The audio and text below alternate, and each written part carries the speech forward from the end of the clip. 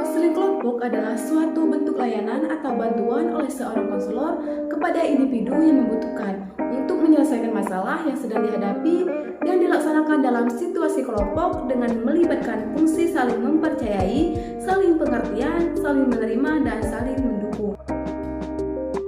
Selanjutnya ada tujuan dari konseling kelompok, yaitu yang pertama, membantu individu mencapai perkembangan yang optimal, dan yang kedua, berfungsi untuk memfasilitasi munculnya motivasi bagi klien untuk menyadari potensinya dan mengubah perilaku.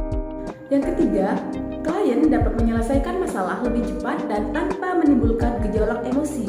Dan yang keempat, menciptakan dinamika sosial yang berkembang secara intensif.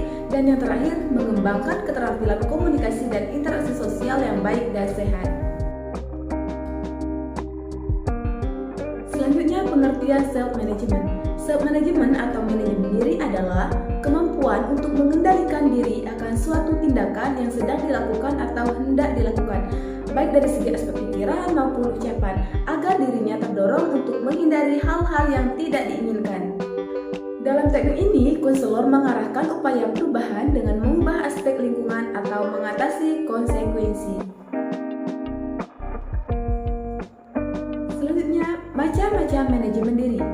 Macam-macam manajemen diri meliputi yang pertama ada pemantauan diri, yang mana pemantauan diri adalah proses di mana siswa mengamati dan merekam segala sesuatu tentang diri mereka sendiri dalam interaksi mereka dengan lingkungan. Dalam pengendalian diri, siswa biasanya mengamati dan mencatat perilaku masalah, mengontrol penyebab masalah, dan menghasilkan konsekuensi. Yang kedua, penguatan positif atau harga diri, kontrak atau kesepakatan dengan diri sendiri, dan penguasaan rangsangan atau stimulus kontrol. Penguatan positif atau penghargaan diri membantu siswa mengatur dan memperkuat perilaku mereka melalui hasil yang dihasilkan sendiri. Penghargaan diri digunakan untuk memperkuat atau meningkatkan perilaku yang diinginkan. Asumsi dasar dari teknik ini adalah bahwa penghargaan diri sebenarnya berjalan secara paralel dengan penghargaan yang diberikan secara eksternal. Dengan kata lain, penghargaan yang disajikan sendiri sama dengan penghargaan yang diberikan secara eksternal yang ditentukan. Dan yang ketiga ada kontrak atau perjanjian. Teknik ini menekankan penataan ulang atau modifikasi lingkungan tertentu yang menyebabkan perilaku tertentu terjadi. Kondisi lingkungan bertindak sebagai tanda tangan atau pendamping untuk tanggapan tertentu. Tujuan self-management. Apa sih tujuan self-management itu? Tujuan self-management itu untuk dapat mengubah klien dari perilaku, pikiran, dan perasaan yang diinginkan, dapat menciptakan keterampilan baru sesuai harapan, dapat mempertahankan keterampilan sampai di luar sesi konseling. Tahap pengelolaan diri. Beberapa tahapan dalam pengelolaan diri sebagai berikut ada tahap monitor diri atau self monitoring. Di tahap ini, konselor secara sengaja mengamati tingkah lakunya sendiri dan mencatatnya dengan teliti. Kedua ada tahap evaluasi diri. Di tahap ini, konselor membandingkan hasil catatan tingkah laku dengan target tingkah laku yang telah dibuat oleh konselor. Hal ini bertujuan untuk mengevaluasi efektivitas dan efisiensi program. Selanjutnya ada tahap pemberian penguatan, penghapusan, atau hukuman. Tahap ini merupakan tahap yang paling sulit karena membutuhkan kemauan yang kuat dari konselor untuk melaksanakan program yang telah dibuat secara kontinu. Dan yang terakhir ada target behavior.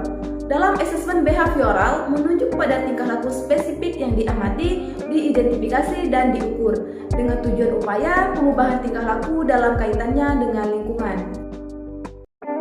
Kelebihan dan kekurangan teknik self-management. Kelebihannya diantaranya yaitu yang pertama, pelaksanaannya yang cukup sederhana, dan yang kedua, penerapannya dilakukan secara gabungan dengan beberapa pelatihan yang lain. Yang ketiga, pelatihan ini bisa mengubah perilaku individu secara langsung melalui perasaan dan sikapnya, dan yang keempat, dapat dilaksanakan secara perorangan maupun dalam kelompok. Adapun kekurangan dari teknik self-management diantaranya yang pertama, tidak ada motivasi dan komitmen yang tinggi pada individu, dan yang kedua, target perilaku seringkali bersifat pribadi dan persepsinya sangat subjektif, terkadang sulit dideskripsikan, sehingga konselor sulit untuk menentukan cara memonitor dan mengevaluasi. Yang selanjutnya, lingkungan sekitar dan keadaan diri individu di masa mendatang sering tidak bisa diatur dan bersifat kompleks. Individu bersifat berdiri sendiri, dan yang terakhir, konselor memaksakan program terhadap konseling. Pengertian dan prokrastinasi akademik. Prokrastinasi akademik diartikan sebagai suatu kegiatan menunda yang dilakukan secara sengaja dan berulang-ulang dalam memulai dan menyelesaikan suatu tugas akademik karena takut akan gagal dan berpandangan segala sesuatu yang dikerjakan harus benar dan menggantinya dengan aktivitas lain yang lebih menyenangkan sehingga waktu terbuang secara sia-sia. Faktor-faktor yang mempengaruhi prokrastinasi akademik ada dua faktor. Yang pertama ada faktor internal dan yang kedua ada faktor eksternal. Faktor internal meliputi kondisi fisik individu. Faktor dari dalam diri individu yang turut mempengaruhi munculnya prokrastinasi akademik adalah berupa keadaan fisik dan kondisi kesehatan. Dan yang kedua, kondisi psikologis individu.